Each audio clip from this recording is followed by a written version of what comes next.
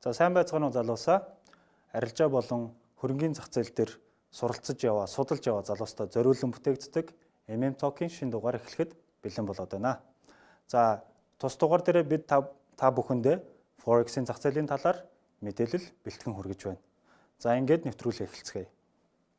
За Forex гэж юу вэ? Forex гэдэг маань өөрөө Foreign Exchange гэдэг үгнээс гаралтай нэршил, товчсон нэршил юм а. За тус зах зээл дээр бол дэлхийн бүхий л орнуудын валютыг арилжаалагдаг гадаад валют арилжааны төвлөрсөн бус олон улсын зах зээл гэж үздэг. За яагаад төвлөрсөн бус вэ гэж ярьж байна гэхээр Forex-т бол төвлөрсөн энэ зах зээлийг зохицуулдаг төв байгууллага гэж бол байдаггүй. Үүгээрээ тус зах зээлийг бол decentralized буюу төвлөрсөн бус зах зээл гэж үздэг байх нэ. Forex-ийн яг ард талд яг юу болоод байгаа юм бэ гэхээр ерөнхийдөө тухайн валютыг худалдаж авж байгаа, зарж байгаа хоёр талын тохиролцсон ханшин дээр арилжаалагдж байгаа энэ солилцооны систем гэж ойлгож болохоор байгаа. За тэгэхээр тус валютыг бол үндсэндээ арилжаалагдахдаа практик байдлаар бол дэлгэнхтэй арилжаалагдаг. Гэхдээ голчсон тус зах зээлээрээс ашиг орлого олохын тулд арилжаа хийдэг байх нэ. За ингээд дараагийн слайдаар та бүхэндээ за Forex-ийн зах зээлийн хамгийн анхны marketplace одоо хаана үүсгэн байгуулагдаж байсан бэ гэдгийг харуулъя. За одоогоос 500-аад жилийн өмнө бол Нидерланд улсын Амстердам хотод бол анх байгуулагдж ирсэн гэж үздэг юм байна. За мэдээж тухайн үед бол дэлхийн өнцөг булан бүрт байгаа хүмүүст чөлөөтэй энэ валютыг арилжаалах энэ эрх чөлөөг олгохын тулд тухайн marketplace маань нэгдэж ирсэн байна. За ингээд та бүхэндээ би дараагийн слайдаар Forex-ийн түүхэн үүсэл хөгжлийн талаар богинохон мэдээлэл хүргэе. За 1875 оноос хойш бол өмнө бол хүндрэлтэн олон улсынхаа харилцааны төлбөрийн хэрэгсэлээр алт мөнгө гэх мэтчлийн энэ металлуудаар бол хэрэгэлдэг байсан байгаа. За мэдээж энэ дэлхийн зах зээлээр эрэлт нийлүүлэлтийн хуулиараа ханшин тогтоогдож явдаг байсан учраас төлбөрийн хэрэгсэл болоход бол хүндрэлтэй болж гисэн. Ийм учраас 1875 онд Америкийн нэгдсэн улсын засгийн газраас Golden стандарт буюу алтны стандарт хэмээх системийг бол шинээр бий болгосон. За тус систем нь бол долларыг алтаар баталгаажуулж гаргаж авсан ийм арилжаа хийдэг ийм систем бол байгаад байгаа. За ингээд цаашлаад 1944 онд харин тус алтаар баталгаажсан долларыг алтнаас нь салгаад доллар төвтэй арилжаануудыг ихээр хийж эхэлсэн байх нь. За ингээд цаашлаад 1971 онд бол G10 группийн улс орнууд Америкийн нэгдсэн улсын доллартай өөрсдийнхөө орнуудын мөнгөн тэмдэгтийг бол хослуулж арилжаалахыг зөвшөөрсөн ийм хэлцэл болсон. За энэ G10-ийн группийн орнуудад бол Европын дийлэнх орнууд ордог. Герман, Их Британи, Швед гэх мэтчлэн за дээрээс нь Америк, Япон улсууд бол ордог байсан байна. За ингээд цаашлаад 2хан жилийн дараа 1973 онд Америкийн нэгдсэн улсын долларын ханш өөрөө 10% бууралт үзүүлж тус G10-ийн орнууд бүгдээрээ чөлөөт эргэлтийн систем рүү шилжсэн байх юм. За ингээд цаашлаад 1985 онд бол техник технологийн хөгжлийн эрхээр компьютерт сурласан арилжааны системийг бол танилцуулж ирсэн байна. За ингээд цаашлаад 1992 онд хамгийн анхны интернетэд суурилсан жижиглэнгийн одоо арилжааны брокер онлайн дээр суурилсан брокер нэгдснээрээ өнөөгийн бидний арилжаалж байгаа энэ одоо систем бол бий болон үүсэж байжээ.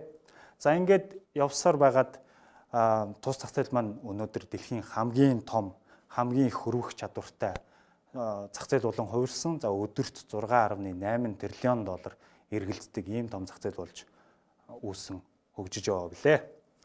За ингээд дараагийн слайдаар та бүхэндээ нэг сонирхолтой бас мэдээллийг хүргэе гэж бодлоо. За George Soros гэдэг энэ эрхмийг бол та бүхэн бүгдээрээ мэдэж байгаа. Сонсоогүй хүмүүс бараг байхгүй бах. За энэ эрхэм маань бол 1992 оны 9 сарын 12-ны өдөр нэг өдөрт 1.1 тэрбум паундын ашиг хийснээрээ энэ Forex-ийн зах зээл дээр бол түүхэнд нэрээ үлдээж чадсан эрхэм байгаа. За мэдээж энэ өдрийг бол англичууд харал хавг гараг. За энэ эрхмийг бол Английн банкыг дампууруулагч гэх мэтчлэн бол нэрлэж явдаг. За энэ жишээнээс харахад Forex-ийн зах зээл гэдэг маань өөрөө нэг өдөрт маш их хэмжээний ашиг орлогыг бол олж болдгийг харж болж байгаа юм. Гэхдээ эсэргээрээ нөгөө талд нь тухайн зах зээлд арилжаа хийснээрээ богинохон хугацаанд маш их хэмжээний мөнгийг бас алдаж болох эрсдэлтэйг би та бүхэндээ сануулъя гэж бодож байна. За ингээд өнөөдрийн миний бэлтгэсэн мэдээний хөтөлбөр үгээр дуусаж байна. Үргэлжлүүлээд та бүхэн Forex-ийн зах зээлийн талаар зочинтой хийсэн сонирхолтой ярилцлагыг минь хүлээн авна уу. MM Talk Марсаас. Сайн байцгаана уу? MM Talk 3 дахь дугаараар та бүхэнд хүрч байна. Энэ удаагийн дугаараар бид нар Forex-ийн зах зээлийн тухай ярьж байгаа үлээ те. Энэ дугаартаа бид нар зочинтой байгаа. За сайн явж ирвүү. За сайн явж ирлээ. Elon Musk-ийн пуужин гарал танаа дээр газарчлаа да танаа дээр те. За тэгэхээр манайхан эхлээд зочноо танилцуулъя те. Зочноо танилцуулсан өмнө Од Магна. За бид хоёр байна. За манай зочин хэн блэ? За өөрийгөө зөвхөн танилцуулаач. За намайг Намхад Орж гэдэг. За би Blue Sky Securities үн цаасны компанид ахлах шинжээчээр ажилладаг. За тэгээд миний хувьд бол одоо 2010 оноос энэ валютын зах зээлийн талаар анх мэдээлэл ойлголт авч ирсэн. Тэгээд одоо ерөөхдөө өдөө хүртэл ингээд энэ зах зээлийн талаар судлаад сонирхоод мэрэгжлийн хувьд ч тэр өөрийнхөө хобби одоо судалгааны хувьд ч гэсэн сонирхоод судлаад ингээд өдөө хүртэл явж байгаа. За энэ дугаараараа угаасаа яг энэ зах зээлийн одоо мэрэгжлийн тий эксперт одоо хүмүүний өрсний үүднээс одоо шууд ярианд хэдүүл орцгоё. За тэгэхээр яг хоо бид нар нөгөө нэг Forex гэдгийг гэдэг чинь болохоор одоо гадаад валютыг тий ингээд аваад өгөлцөөд ингээд нэг юм за нэг ёсны нэг 8 шаргыг нэг юм яриад л дижитал хөлбөр гэж одоо юу баг ойлгоход болно шүү дээ тийм үү. Гэхдээ мэдээж яг энэний ард яг юу болдгийг яг ингээд энэ зах зээлийн яг ард нь яг юу хөдлөгдөв юм бэ те.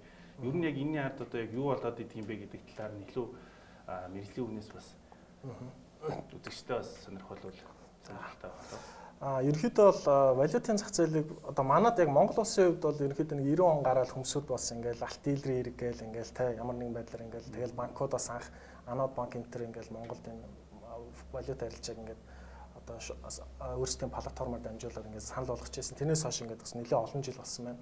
Ерөнхийдөө ингээд би ингээд хүмүүстэй уулзаад явж байхад яг валютын зах зээлийн талаар яг хүмүүсээс нэгцэн ойлголт бас байхгүй байх шиг байна. Нэг талаас нь манай дээр нэг мэрэгжлийн институт байхгүй байгаа тийм. Энэ зах зээл одоо энэ зах зээлээр дагнж ажилладаг ч юм хамгийн ойрхон л одоо манай дээр жишээл банк л байгаа байхгүй. Тэгэхээр хүмүүсийн хувьд одоо яг ингээд валютын зах зээл ингээд нэг одоо өөрийнх нь одоо жишээл хувь арилжаачдын хувьд ингээд нэг платформоор арилжаанд орж байгаа болохоор олон улсын валютын зах зээлд орж ийн гэж ойлгоод байгаа байхгүй. Яг үндэ бол бас яг тийм биш байдаг. За жишээлбэл юу гэж юм гэхээр бид нар бол одоо ингээд олон улсын төлбөр тооцооны банкны 2019 оны одоо triennial судалгаа гэж байдаг л да. 3 жилд нэг одоо 3 жил тутамд нэг удаа явагддаг энэ одоо дэлхийн валютын зах зээлийн талаар хамгийн иж бүрэн одоо институционал түвшний судалгаа байхгүй. Академик түвшнийхэн ч тэр бизнес түвшнийхэн ч тэр бүгд хүлээн зөвшөөрдөг. За тэгэхээр тэр судалгааны статистик дээр юу гэж харагдаж байна гэхээр олон улсын валютын зах зээл дээр өдөрт 6.8 триллион доллар эргэж байна. За үүнээс биднэрт хамаатай буюу одоо бидний арилжаа хийж байгаа, Forex хийж байгаа гэж яриад байгаа хамааралтай spot market гэж байгаа. Тэр нэрийг одоо манай 8 шаргатай адилхан хүмүүсүүд шууд авч зардаг гэсэн. Тэр нь болохоор ойролцоогоор 1.8 триллион доллар байна. Тэгэхээр бид нар бол 6.5 триллион долларын зах зээлд арилжаа хийдэг. Бид нар зөвхөн валютын spot market буюу 1.8 триллион долларын зах зээл дээр л арилжаа хийдэг. Үлдсэн нь болохоор 3.2 триллион доллар валютын swap том асар том зах зээл байдаг. Дараа нь forward гэх том зах зээл нь ойролцоогоор 1 тэрбум орчим долларын өдрийн гүйлгээтэй. За дараа нь 300 орчим тэрбум долларын үлгээтэй options валютын options зах зээл. Иймэрхүү байдлаар ингээд зах зээл бүрдэж байгаа. Тэгээд бидний хувьд бол одоо ингээд хувь арилжаачдын хувьд ингээд платформоор ч гэдэг юм уу дамжуулаад MT4-өөр ч гэдэг юм ингээд арилжаа хийгээд байгаа нь бидний spot market-аас яг шууд ороод байгаа юм биш. Брокерууд цаашаа prime брокертойгоо гэрээ хийгээд одоо харилцагчид тодорхой хэмжээний гаранти мөнгө байршуулаад тэрэн дээр хөшөөрөг өгч тухайн харилцагчийн мөнгийг 100 дахин 1000 дахин өсгөх тэр одоо нэг хөшөөрөгдсөн арилжааг бидэрт марж арилжааг санал болгож байгаа. Тэгэхээр одоо бид нар бол одоо юу гэдэг юм харилцагч бол шууд тэр зах зээл рүү ороогүй брокер дээр тэр нөгөө харилцагчдын захиалгууд цуглаад тэгээд цаашаа үндсэн одоо валютын спот маркет руу явдаг гэсэн. Ерөнхийдөө бол тийм. Тэгэхээр яг бид нар бол яг тэр үндсэн зах зээл рүү л ороогүй. Үндсэн зах зээл рүү одоо манай тэр Монголд хэн орж ирэхээр банкуд орж байгаа. Банкнууд өөрсдийн одоо нэг платформоор дамжуулаад энэ зах зээлд шууд оролцдог. Бид нар бол яг шууд оролцогч биш байхгүй.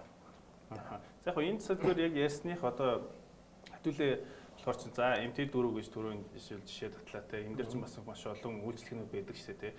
Одоо индексүүд яаж байгаа futures ч байдаг юм уу, commodity ч байдаг юм уу ингээд маш олон. Сүүлийн үед бүх платформ чинь крипто гэж болдог учраас. Энэ чинь бас нэг тийм тэгвэл за энэ талаар тэгээд нөгөө нэг яг жигэн futures арилжааны платформ дээр болохоор шимтгэлгүй байж идэг. Гэхдээ яг нөгөө MT4 платформ дээр болохоор одоо шимтгэл нь бас өндөр өгдөг шүү дээ тийм.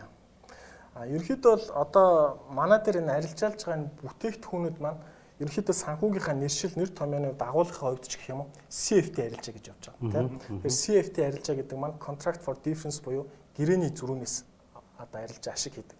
Энэ хувьцааны арилжаанаас энэ маржин арилжаа нь ямар ялгаатай гэхээр хувьцааны арилжаан дээр та ямар нэг үн цаас хувьцааг худалдаж авах юм бол та бодит өмчлөх эрхийг эзэмшиж байгаа. Forex дээр болохоор яаж нэхэр танд ямар нэг өмчлөх эрх үүсэхгүй та зөвхөн гэрээний зөрүүн дээр ханшийн зөрүүн дээр л ашиг алдагдал болно.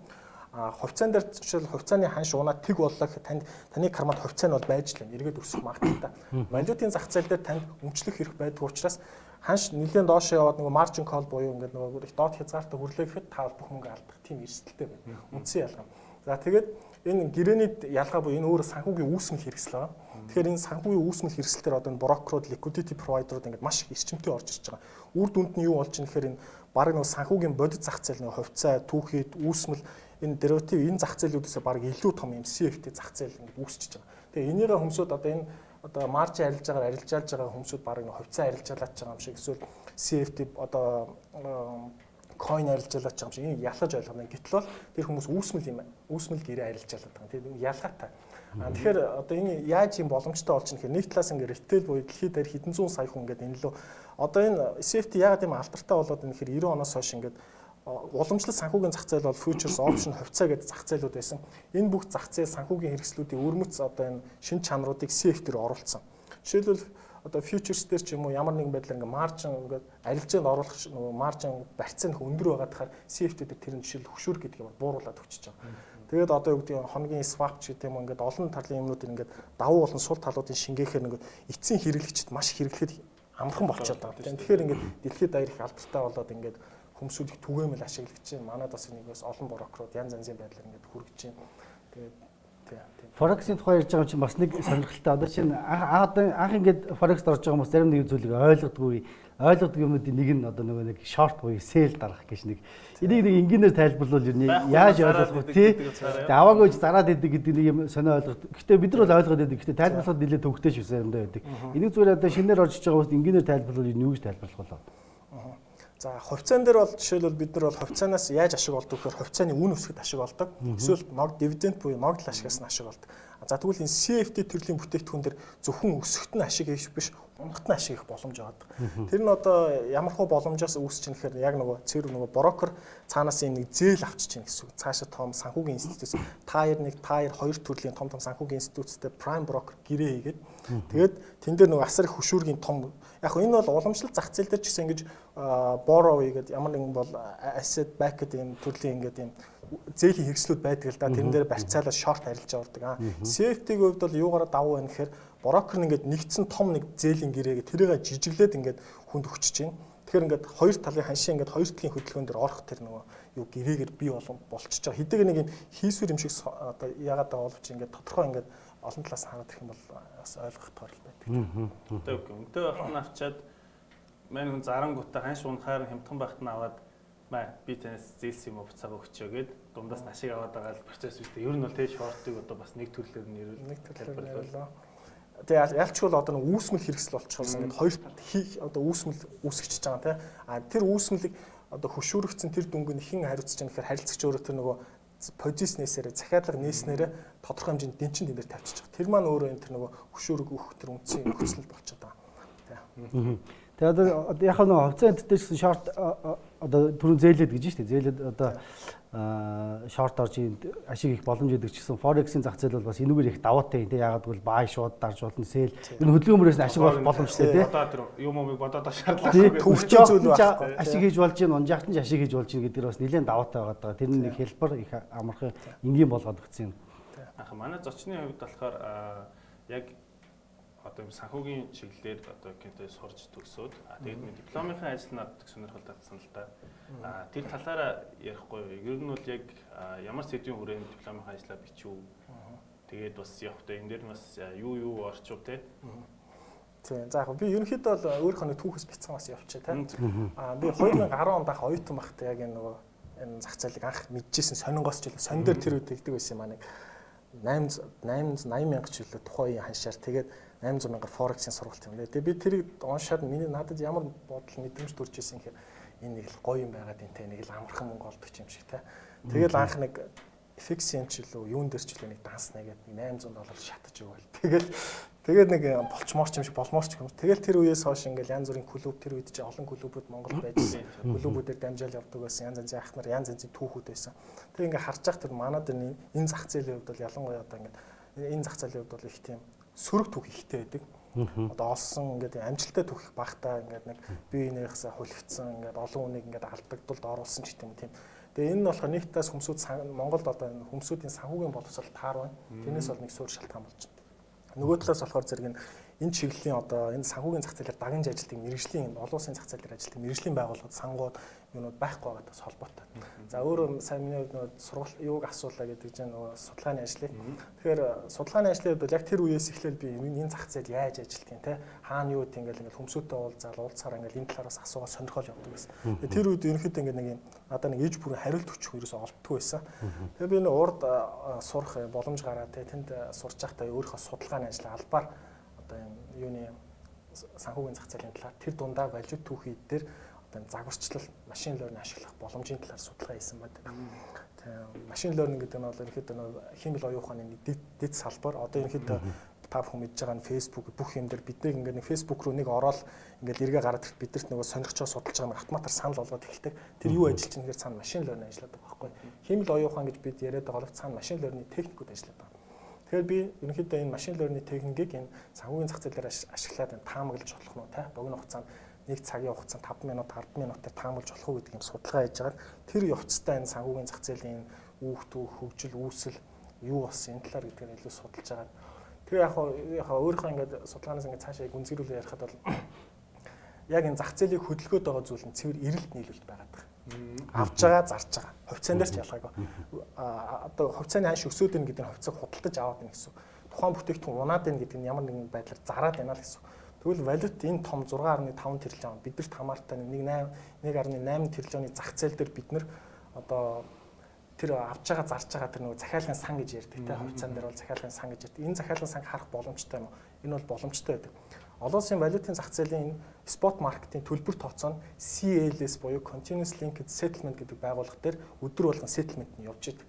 Спот маркет ч одоо ямар үүрэгтэй гэхээр хоорондоо компаниуд, институтууд, улс орнууд, засгийн газрууд хоорондоо валют жишээлбэл солилцлоо худалдаж авч зарлаа гэвэл 2 хоногийн дараа тухайн дээр авч $100,000 жишээлбэл 100,000 еврогоор 110 хэдэн мянган жишээлбэл еврогоор доллар худалдаж авлаа гэхэд тэрийг 2 хоногийн дараа буцааж нөгөө биетээр нь хүргэж өгөх хэрэгтэй байхгүй нөгөө 100,000 евро. Тэр чинь яг бодит зах зээлээр тэгж явдаг. Бид нар болохоор нөгөө электроноор яваад байгаа болохоор тэр нь мэдэгддэг.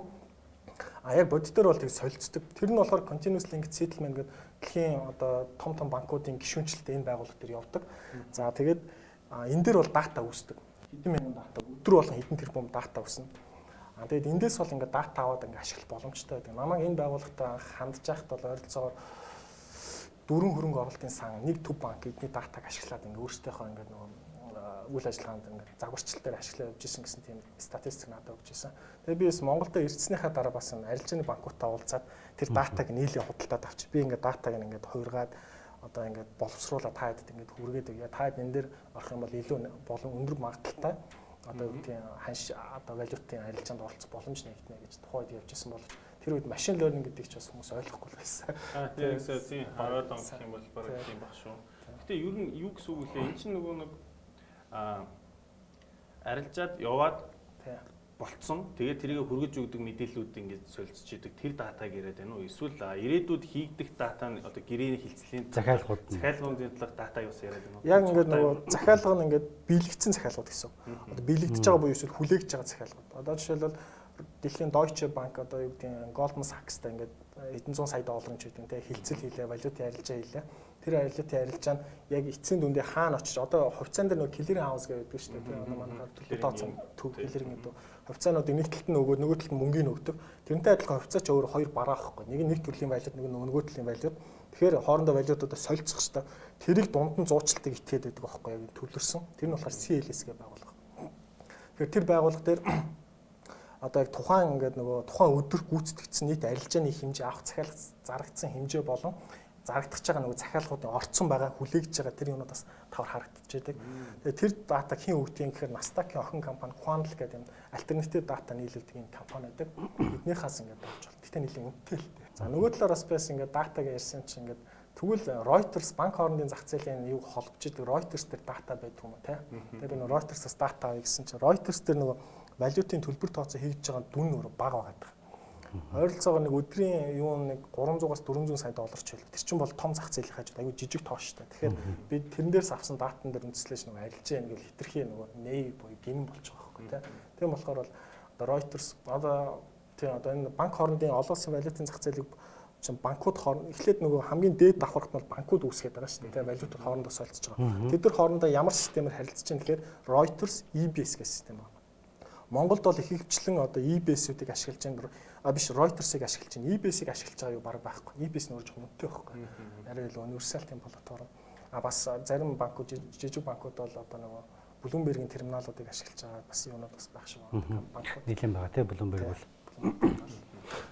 За тэгээд яг би болохоор бас нэг юм сонирхоод байгаа шалтгаан одоо асуух гээд байгаа бас олон асуултууд байна. Тэн дээр болохоор бид нар болохоор за мэдээж яг арилжааг ярьж байгаа юм чинь арилжаанд ч одоо техник шинжилгээ, фундаментал шинжилгээ ч гэх юм ингээд ер нь бол аль алингээр нь хослуулаад явдаг нэгийг нь давуу хэрэгэлдэг ч гэх юм байгаа бах. Тэгэхээр за техник шинжилгээг нь ер нь ингээд орхичээ. За суур талаасаа ер нь тэгвэл энэ ханшинд яг юу нөлөөлөд идэх юм те. Одоо энэ ханшин дээшээ өслөөлгөн заримдаа бүр ингээд маш унлаа. За яг зарим тохиолдолд дээр бүр илт одоо дайм боллоо энэ тэрэгээд ингээд 20 мөр гэдэг. За энэ бол ингээд бүр огцом бүр аимшигтай ундаг ч гэх юм те. Гэхдээ эн чинь ингээд зүгээр ингээ явж байгаа үе бас байна шүү дээ. Тэр үед одоо ханш ер нь яаж хөдлөөд байна те. Тий. Тэгэхээр бид нар нөгөө валютын зах зээл гэж яриад байдаг. Энэ зах зээл маань өөрөө яаж үүсээд байгаа те. Хамгийн суурж ахлаа. Энэ нь орохоор өөрөө дэлхийн ингээ 90 оноос хойш интеграцид ороод эдийн засгийн дэлхийд даяараа хоорондоо чөлөөтэй худалдаа 8 хийдэг болсон. Жишээлбэл Монгол улс одоо ингээд түүхий нүүрс зэсээ ингээд зарлаа. Манай орлогчин болохоор одоо нөгөө юугаар орж ирж штэ нөгөө доллараар орж ирж байгаа те. Тэнгүү тэр доллар чинь ингээд нэг банкар дамжиж байгаа. Тэнгүүд энэ юу болж байгаа нөхөр ингээд дэлхийн худалдаа маань өөрөө энэ валютын зах зээлийг бий болгоод байгаа тийм. Энэ зах зээлээс бий болж байгаа. Тэнгүүд ингээд юу болж байгаа нөхөр одоо жишээлбэл Евромони гэдэг ингээд нэг том институт байна л да. Энэ дата нийлүүлдэг мэдээлэл. Тэн дээр жишээлбэл ямар судалгаа гэхээр спот валют олон улсын валютын спот маркет дээр дэлхийн топ 10 банк жишээлбэл Deutsche, Goldman Sachs, JP Morgan ч юм ийм том 10 банкны захиалгын сан нийлэхэд дэлхийн баг валютын спот маркетийн 50% хүрдэг байна. Захиалгын сангууд нийлээд 10 төв банкных шүү дээ. 10 одоо дэлхийн глобал хэмжээний том банкуудын. Тэгэхээр эндээс юу гэж харагдаж байна гэхээр тэн дээр асар хэмжээний захиалга нийт талаас үүсэж байгаа. Тэгэхээр одоо жишээлбэл мэдээ гарахад зарим үед ингээд одоо чиний одоо жишээлбэл хүлээгдэж ирсэн одоо ингээд бай орохгүй тий одоо юу гэдэг мэдээ сайн гарвал чи ингээд лонг орно гэж бодоо байжсэн чинь чиний мэдээ сайн гарц ирнэ ханш эсрэг тийш яваад идэв. Тийм тохиолдолд маш олон гардаг шүү дээ. Тэгээ бас гайхдаг тий. Яг тэр юу болчих вэ? Тэр яаж юм гэхээр жишээлбэл за одоо iPhone-ы нөгөө компани чи юу лээ? Apple компани жишээ авъя. Apple бол дэлхийд даяар одоо асар хэмжээний худалдаа авалт одоо нөгөө ханган нийлэлт хийж байгаа шүү дээ. Олон үйлдвэрүүдээр таныг татна. Тэгэхээр жишээлбэл Европоос ингээд Apple ингээд тоног төхөөрөмж татах хэрэгтэй байлаа. Тэр чинь нөгөө том компани учраас хэдэн зуун сая доллар, хэдэн зуун тэрбумын арилжаа хийж. Тэгэхээр ямар тохиолдол болж байгаа нөхөр жишээлбэл Евро дээр одоо юу гэдэг одоо Apple ингээд тухайн ингээд бараа Европоос бараагаа татахын тулд евро хэрэгтэй. Евро одоо юу гэдэг хэдэн зуун сая доллар евро авах захиалга өгсөн. Тэгтэл мэдээ гараад евро нэг ханш унах нь тодорхой болсон чинь банкуд дээр нөгөө Apple-ийн мангар том хэдэн зуун тэрбум том захиалга ороод ирж байгаа байхгүй. Тэнгүү тэр чинь нөгөө хэдийгээр мэдээ нөгөө ханшаа унгаах хэрэгтэй боловч тэр нөгөө бодит зах зээл буюу бодит эрэлт нь өөрөө ханшиг түрчиж байгаа. Тэрийг бол энгийн харилцагчид бид нар бол харах боломжгүй. Тэгээ миний түрүүний ярьдаг нөгөө хаана дата энэ тэрийг хайгаа явж байгаа тэр нөгөө Reuters-ыг нэг олох гэж үздэг. Тэгээ нөгөө CLS руу очдөг чинь тэр нөгөө тэр хин тэр захиалгын санг нь хайгаа явдаг байхгүй тийм. Тэгэхээр одоо бид нар ингээд мэдээ эсрэг одоо яваад байна гэдэг чинь цаана нөгөө асар том компани институт ч юм уу нөгөө төлбөр тооцоо зайлшгүй гэсэн. Яг л Apple компани өөрөө тухайн өдрийнхөө тухайн тогтсон цагтаа нэг гэрээний үүргээ биелүүлэх ёстой ш. Тэгвэл чи алтангад орно ш. Олон улсын том компани юм чинь. Тэр еврогоор одоо бараагаа захиалах ёстой бол захиалах ёстой мөнгөө заавал шилжүүлсэн байгаа. Банк нь биелүүлнэ. Тэгээ хэдийгээр мэдээ хараад унжижсэн ч гэсэн хэдэн зуун сая доллар хэдэн тэрбумаар ингээд захиалга ингээд авлон ороод ирэх юм бол тэгэл өсөв ханшиг аваа шийдчихэж байгаа байхгүй. Ямар ч эсвэл мдэгүүд ингээд эсрэг асар том ингээд хөдөлгөөн явдаг энэ төр бол цаана том захиалга орж иж байлаа. Одоо сая манайхан ерөнхийдөө бас нэг энэ авах зарахын эрэлт нийлүүлэлтийн талаар ерөнхийдөө ойлголттой болж байгаа нөгөө coin ч ингээд биржүүдээр яваа те. Хүмүүсүүд орж иж худалдан авалт хийж иж ханш өсөж гин гэдэг. Тэгэхээр яг олон улсын валютын зах зээл дээр ч гэсэн ялгаад яг адилхан зарчим үйлчлэн тоглогчд нь том тоглогчтой. Дэлхийн хэмжээний том үндэстэн дамсан том корпорациуд том санаад дээр яг нөгөө том захиалгыг нь болохоор тэр болгон харах боломжгүй. Бид нар барагтаа бол юм бол хүрэх. Тэн чинь дөнгөж хамгийн ойрхон жишээл орж байгаа банкны дийлрүүд л байгаа байхгүй платформоос те харж байна. Гэхдээ тэр бол бас стил хангалт төлөө шүү дээ. Тийм Монголын нөгөө арчаа хийж байгаа одоо мета 4 платформуд ингээ байгаад байдаг. Манайхан монголчин за яг миний зүгээр бодлоор бол нэг 10 оноос өстой идэвхтэй болсон байх юм Forex гэж барих хүн болгон ярьж эхлэеч гэдэг юм уу те. Тэгээд маш олон платформуд орж ирж байсан тийм үү. Тэгээд түрүүн платформуудын хувьд одоо жишээлбэл за commission янз байдаг ч гэдэг юм уу мөнгө таавалт нь хурдан биш ч гэдэг юм уу бизнес модельүүд ингээл янз өөр байгаад байдаг. Ер нь энэ тал дээр ямар бизнес модельтэй байдгийг те энэ платформд яагаад өөр байгаад байгаа ч гэдэг юм уу. Энэ талаар за одоо хэдүүлээ сая ярьсан нэгдүгээрт валютын зах зээл маань өөрөө дэлхийн хамгийн том зах зээл те үнийн дүнгээр бол ямар зах зээлтэй харьцсан. Хэдийгээр спот 1.8 тэрлэн ч гэсэн асар том зах зээл шүү дээ. Тэгээ та дээрээ санаж байгаа бол бид нар сая coin гэд гарахад ямар богинохоо хугацаанд ямар олон биржүүд байгуулагдаж ямар их ингээд олон төрлийн шинэ бизнес модельүүд бий болов те. Яаж нэхэр тэнд мөнгө байгаа бол ингээд дагалдаад асар олон төрлийн боломжтой бизнес модельүүд ингээд гараад ирж байгаа. Тэрнтэй адилхан зүгээр жижигхэн Монголын зах зээл дээр нэг coin-ы зах зээл дээр ингэж олон бизнес модель брокер биржүүд богино хугацаанд нэгж байгаа. Тэр дэлхийн 1.8 тэрлэн төгрөг доллар эргэж байгаа тэр зах зээл дээр бол асар олон төрлийн бизнес модельүүд байх боломжтой. Зарим нь борог одоо юу гэдэг бидний төсөөлөөгүй ч тийм юмуд бас байж боломжтой. Ерөнхийдөө бол одоо ингээд тэгэхээр зэрэг улс орнууд бас одоо өөрийнхөө ард иргэдээс хамгаалж байна л да тийм. Одоо энэ чинь нэг талаас бол хүнд хөшүүргээр асар их өндөр нөгөө ашиг олох боломж олгож байгаа нөгөө талд нь асар их нөгөө алдагдлыг богино хугацаанд мэдлэггүй, санхүүгийн мэдлэггүй, эрсдлийн мэдлэггүй, мөнгөний менежмент хүмүүсүүд бол ерөөсө богино хугацаанд асар бүх мөнгө алдах тэр юуг бол бас нийцчихэж байгаа байхгүй. Тэгэхээр зэрэг дэлхийн хөгжингөө зах зээл Англи, Европ, Австрали энэ том зах зээлүүд бол маржин арилжааг бол хязгаарлалж байгаа. Хөшүүрг нь бууруулж байгаа. Эсвэл энэ зах зээл та нар орох гэж байгаа бол одоо юу гэдэг жилийн жишээл Австралиар жишээ авъя гэхэд бол Австралийн зохицуулагч мэргэжлийн санхүүгийн зохицуулагч байгуулгын за хэрвээ та энэ зах зээл рүү орох гэж байгаа бол жилийн чинь орлого чинь $5 сая байна. Та одоо ийм арилжааны туршлагатай байна. Ийм хөрөнгөтэй байна гэж байна. Ингээд нэг иргэдэд хамгаалчих. Тэгэхээр энгийн иргэдийн хувьд бол тэр бол бага хөшүүргээр л арилжаанд орох боломжтой. Өндөр хөшүүргээр орохын тулд та санхүүгийн чадамжтай, туршлагатай, эрсдлийн менежменттэй байх хэрэгтэй гэдэг шаардлагатай байна. Тэгэхээр манайд харамсалтай нь бол одоо яг юу одоо юм үүсмэл санхүүгийн зах зээл битгэл маань ч одоо бүр опшн юм мөн ч орж ирдэг, форвард нь ч орж ирдэг байгаа шүү дээ. Тэгэхээр зэрэг нөгөө санхүүгийн зах зээлийн хөгжил нэг талаас нь нөгөө талаас хүмүүсийн санхүүгийн одоо мэдлэг боловсрал тааруу, санхүүгийн сахилга бат тааруу те хадгаламжтай өмсөж манайд хэцүүхэн байна шүү. Тэгэхээр энэс шалтгаалаад одоо ингээд одоо дотоодын одоо зах зээл дээр гадны нөгөө офшор брокерууд ч юм уу янз янзын нөгөө бизнесийн нөгөө модельүүд орж ирээд өндөр маржинтай байгаа шүү дээ. Ингээд өндөр маржин санал болгоод ямар нэг хариуцлага хүлээдгүй те харилцагч ямар нэг гомдол санал тавих ямар ч боломжгүй ингээд хаавсан Африк зарим бүртгэлтэй явж байгаа байхгүй. Тэгээ тэр асуудас ч яаж одоо хариуцлага хийх ямар ч боломжгүй л байна те.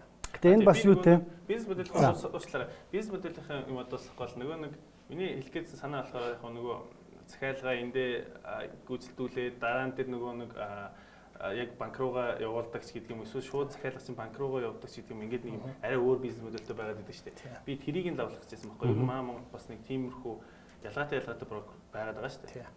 Тийм. Ерөнхийдөө урд нь бас миний санаж байгаа нөгөө Эрхмээ ахын тэр нөгөө юун дээр вебинар дээр нэг залуу нэг орж исэн санахгүй. Тэгээ тэр бас ярьж исэн.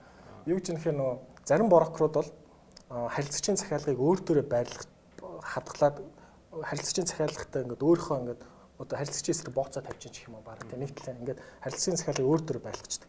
Яг ECN буюу Electronic Communication Network ингээд захиалгыг шууд олон улсын захиалгын саналуу нийлүүлдэг брокеруудын хувьд болохоор ингээд харилцагчийн платформ руу захиалга өглөө тэр захиалга шууд цаашаа дамжуулчихж байгаа. А зарим брокерууд одоо тэр чинь нөгөө ямар брокер гэх нь зохицуултгүй нөгөө офшор нөгөө Африк бүртгэлтэй брокерууд ч тэр хинч хянахгүй юм чинь тусдаа дураараа ээж байгаа байхгүй нөгөө IT бүх шийдлүүд нь байж байгаа юм чинь харилцагчийн захиалга өөр дөрөө байлгаад харилцагч алдах юм бол тэр брокер нь авчдаг тий.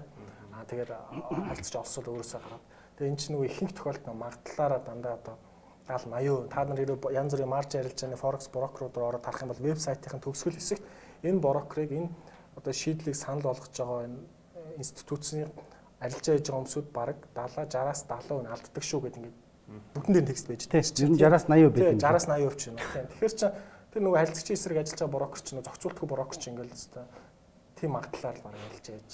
Бараг казино шахвал юм. Одоо манай покер шиг л онлайн покер шиг. Тийм брокерийн төрөл бол байна. Тэр нь бол зохицуултгүй төрлийн брокерууд тэр бол байх хандлага өндөртэй. ECN биш гэсэн үг тийм. Тэр чинь нөгөөхийн Go Markets-ийн хасаа. Тий. Go Markets-ийн хасаагийн яриа Тийм байхгүй. тийм. Австралийн өндөр ажиллаж байгаа шүү дээ. За тэгэхээр Forex ч одоо retail трейдеруудыг оруулж ирэхийн тулд одоо ингээл маржин энтер гэл ингээл үсэл одоо ингээл хөгжөөл ингээл явсан ба шүү дээ. Ер нь бол тий одоо гэтэл сүүлийн жилүүд одоо сая дүнгээсээ бас ярьлаа энэ олон одоо том улсууд өөрсдийнхөө одоо иргэдийг хамгаалаад тэгээд ерөөхдөө бол маш өндөр орлоготой ч юм уу маш их туршлагатай хүмүүс л яг өндөр дүнгээр өндөр маржинаар харилцах боломжтой болгоцсон. Гэхдээ яг олон брокерууд ерөөхдөө бол гадаад харилцагчдтайгаа Панамын аргал энэрлөө нүүж явах шиг байлээ те. Ерөөхдөө бол төвөө тийш нь шилжүүлээд бүртгэлээ тийш нь оруулаад тэгээд тэнцэнээс өргөлүүдэд арилжаа хийж байгаа. Тэгэхээр зүгээр би энэ брокеруудын эрх ашиг нь ер нь ямар байгаад идэв. Одоо улс үндэстнүүд нь одоо ард ирдэ хамгаалаад идэг брокерууд нь бол нөгөөдөлөө байлгаадлаа гэсэн ийм сонирхолтой байгаад байгаа нь ер нь бол бизнесийн ашиг уу эсвэл зүгээр ер нь бол бид нар мэдэн штэ Forex-ийн зах зээл дээр за 95% орчим хувийн алдагдал ер нь бол ритейлрүүд бол алдж идэг те ер нь бол за бүр судалгаагаар ийм сонирхолтой тав баримт өгд юм билээ. Эхний 90 хоногтоо шинээр орж байгаа трейдерүүдийн 90% нь дансныхаа 90%-ийг алддгаа гэдэг нэг 90-94 гэсэн ийм хүмүүсийг ярьдаг юм бэл. Ер нь бол амар эрсдэлтэй шүү дээ. Тэгээд ер нь шинээр орж ирж байгаа хүмүүс бол дийлэх нь алдаа явж байгаа. Чи анх $800-аас ихсрүүлж ирсэн ч их л адилхан тий ерөөхдөө бол их амархан байгаа. Гэхдээ брокерууд ер нь бол сонирхол ер нь ямар байт юм болоо. Тийм тэр нь болохоор одоо яг ингээ нөгөө тухайн брокер нь ямар хэмжээний зохицуулттай хаана үйл ажиллагаа явуулж байгааг маш чухал байна. Жишээлбэл Англид, Лондонд үйл ажиллагаа явуулж байгаа, Швейцар, Токио одоо юу гэдэг энэ дэлхийн санхүүгийн төвдөр үйл ажиллагаа явуулж байгаа ямар ч санхүүгийн институтууд бол маш өндөр шаардлаганд үйл ажиллагаа явуулдаг. Тэдний дотоодын санхүүгийн зохицуулагч байгууллагууд нь юу гэдэг харилцагчийн хөрөнгө яг тусдаа байрч чинь үү одоо тодорхой комплаенсийн стандарт шалгуурд хангаж чадчих нь үү гэдэг юм улирал одоо тогтмол хугацаатайгаар репортууд авч идэг. Тийм болохоор яг тэндээс одоо авж байгаа одоо брокер үйлчлэл илүү найдвартай ч юм уу харилцагчийн эсрэг нөгөө сонирхлын зөрчилгүй байх өндөр магадaltaй. Тэгээд түрүүн би ярьсан Монголд байгаанууд нь одоо таад ингээд нөгөө гэрээ байгуул брокертой гэрээ байгуулад нөгөө хаана брокер нь байна гэдээ байршлыг харахад дандаа нь офшор гараа авчдаг тийм.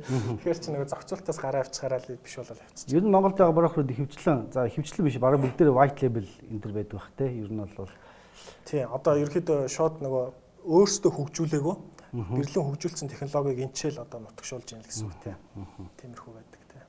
За тэгвэл одоо нэг ийм Forex-ийн талаар ийм их туршлагатай, мэдлэгтэй нэг ийм хүн байна. За тэгвэл ийм хүн хэрхэн арилжаа хийж байна? Валютаар нь яаж арилжаа хийж байна? Одоо сонирхуулаач тий. За одоо би түрүү ярьсан энэ нөгөө миний судалгааны ажил байсан тийм. Тэгээ одоо энэ зах зээлийн талаар бас тодорхой хэмжээний ингээд судлаад ирэхээр ингээд тодорхой статистикуудыг хараад жишээлбэл валютуудын айл өдөрт хамгийн цагуудад идэвхтэй байна. Одоо өдрийн хөдөлгөөний урагж гэдэг маш олон талаар статистикууд би ингээд харж байгаа шүү дээ. Тэгэхээр зэрэг дата анализ хийж байгаа. Тэгээ дата анализийн одоо эхлээд бол би яг нөгөө түрүүн би ярьсан нөгөө волюм хаана авж байгаа зарж байгаа захиалгын сан дээр суурилж модель хийсэн байсан машин байна. Тэр бол мэдээж бол сайн ажиллаж байгаа. Тэгтэл real time дээр бодит цагийн горим дээр ингээд нөгөө модель руу ингээд тэр датаг оруулахын тулд түрүүн би ярьсан нөгөө олон улсын төлбөр тооцооны газар Continuous Linked Settlement гэдэг байгууллагад би $180,000 дата авах хэрэгтэй болчихж байгаа. Тэгэхээр надад тэр айгүй хэцүү байна тийм. Тэгэхээр ингээд нэг хэсэг би ингээд орхицсан. За энэ болохгүй мэн тийм. Нэгэнт би тэр их мөнгөний төлөөд авч чадах. За ингээд болъё. Тэгээ явж байгаа би нэг хеджингийн нэг вебинар сонсч ирсэн юм аа. Тэгсэн чинь би ч мэдээж нэг судалгаа хийж байхдаа маш олон төрлийн модулуудад оролцож үзсэн байгаа ш таньшин тийм. Надаас өмнө ч гэсэн тэр чинь хэдэн зуун хүмүүсүүд янз бүрийн модель, магадлал, статистик, эконометрик асар олон төрлийн модулууд хүмүүсд туршлагыг дөөр уншиж байгаа ш харж байгаа. Ямар хэмжээний үр дүнд хүрсэн те. Тэндээс би сайжруулчих юу вэ гэдээ өөрөө судалж байгаа. Тэгээ тэр үедээ ингээд ингээд хэд хэд юм хөгжүүлж байгаа орхицсан байсан. Тэгээд нэг хейжингийн вебинар сонсч байсан чинь тэн дээр нэг миний толгойд буусан нөгөө яаж юм хэрэг тодорхой хэмжээнд цэвэр ханшин дээр суурилсан одоо ингээд арилжаад хийж модель байж болох юм байна гэдэг тийм санаа бодол үүссэн. Тэн дээр ерөнхийдөө бараг нэг жил гарсан ч юм уу суусан да. Одоо 2010 сая өнгөрсөн жилээс 19-20 оноос хойш ерөнхийдөө үзсэн нухаж байгаа. Тэгээ бүр сүүл рүү хитрхийн нэг гүнзгий яваад бараг би нэг 60-70% магадaltaй гаргаад авцсан байсан юугаа. Хитрхий бас яваад хитрхий цаг алдсан. Тэгээ өнгөрсөн жилээс ерөнхийдөө тэр нэг 60-70% магадaltaй модель ашиглаад гисэн. Тэр нь ерөнхийдөө юун дээр суурилж байгаа гэхээр цэвэр ханшин дээр суурилж байгаа. Цэвэр валютын ханшин дээр одоо нөгөө нэгийг харьцсан тэдгээ харьцаа байдаг шүү дээ валют хооронд. Тэр датан дээр түүхэн датаг оруулаад бодит цагийн горим дээр одоо би ингээд сигнал гаргаж аваад тэгээд фундаментал анализаа хараад яг захиалга өгөхдөө одоо юу гэдгийг тодорхой нэг support resist цэгүүдээ харж агаад арилжаанд ордог. Тиймэрхүү байдлаар ингээд арилжаанд ордог. Тэгээ мэдээж нэг хашир хүн болохоор ч нөгөө орчноо алдж исэн хүн болохоор ч одоо багаар явж байгаа. Баг жижиг тансаар тэгээ ингээд тиймэрхүү байдлаар арилжаа ингээд явж байгаа. За энэ дээр угаасаа трейд дээр жагтай data provider те одоо data analysis хийж арилжаанд ордог. За тэгэнгүүт техник шинжээч техник шинжилгээ дээр зөвхөн үндэслэж арилжаанд ордог эсвэл одоо суур шинжилгээнд дээр үндэслэж арилжаанд ордог ч юм гээл мэдээгээл трейдүүд бол янз бүр байна л да.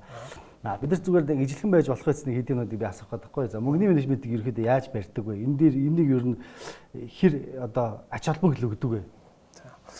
Мөнгөний менежмент бол одоо хамгийн чухал нь л та. Тэ. Одоо нөгөө Жорж Сорсын билүү нэг хөрөнгө оруулагч нэг хэлсэн үг байдаг шүү дээ. Нөгөө усны ёроолыг хоёр хөлөөрөө битгий шалгаа гэх тэ. Тэр юу гэж нэхэр чинь тодорхой юм чи өнөөдөр алдсан байсан ч гэсэн маргааш нөгөөдөр хоёр арилжээ амьд байх хэрэгтэй. Арилжээ гэх хэрэгтэй. Тэгэхээр нөгөө талаас чи зовж олсон мөнгөө те ингээд зүгээр зах зээлийн нэгэн шуурга нэгэн хөдөлгөөн төр ингээд алдчихвал хайран байхгүй. Тэгэхээр мөнгөний менежмент бол одоо ямар нэгэн байдлаар би бол ингээд нэг шууд харьцаа тавьдаг юм. Би өөрөө нөгөө дансандаа тааруулаад багаар одоо юу гэдэг алтгаж одоо. Тэгээ яг би түрүү нөгөө ярьсан нөгөө хейжингийн юун дээр одоо модуль хийсэн гэдэг. Тэгээ яг миний нөгөө захиалга өгж байгаа нөгөө захиалгууд маань тодорхой хэмжээнд өөрсдөө нэг тийм хээжлэх хандлагатай. Бид нар нөгөө мэддэн шүү дээ зарим валютууд хоорондоо нөгөө эсрэг корреляц хамааралтай. Тиймэрхүү нөгөө шин чанаруудын би өөрөө тэн дээр оруулсан байдаг болохоор ерөөхдөө заавал нэг стоп лосс TP тавихгүйгээр захиалга өгчдөг. Тэгээд нэг нь алдсан ч гэсэн нөгөөх нь ингээд ашигтай явж идэг. Тэгээд би өөрөө модулийг харж агаад за одоо хаах болсон гэж ингээд явчихдаг гэсэн. Тэгэхээр яг уламжлалт байдлаар за уламжлалт жоох юм. Хүмүүсийн давмгаа хэрэгэлдэг ингээд шууд тэдний харьцаач тийм юм байдгүй юу харж байгаа л тэр чинь надад нэг 60-70% магадлал өгöd учраас яг би 3-4 алдсан тэгээд 10-аас нэг 7 ч юм уу 6 ингээд оноход би болчихж байгаа байхгүй тэр байдлаар тиймэрхүү утгаар л явдаг гэсэн. За ахаад нэг юм байна. Арилжааны сэтгэл зүй гэдэг нэг зүйл байгаа тийм. Тэ одоо чамд яаж нөлөөлдгөө энэ дээр ер нь хэр анхаардгөө ер нь бол яг энэ арилжааны сэтгэл зүй тал дээр яаж ажилдгөө тэ ямар одоо дүрмүүдийг мөрдлөг болгодгоо ч гэдэг. Иймэрхүү жишээнүүдээс ерөөхдөө ингээд хүмүүст өөрөөсөө ингээд жишээ аваад хэлчихээр зүйлүүд байвалаас хэлээч. Тэн дээр бол яг би ч өөрөө бас яг л адилхан таатай адилхан яг л сэтгэл зүйн тэлтэнд ордог те зах зээлийн гинтийн савлгаа эсвэл нөгөө одоо тэг ингээд сүултээ ингээд бодоод тахтай ямар шүү дүнэлтэнд одоо миний хувьд жишээлбэл хүрч ийн гэхээр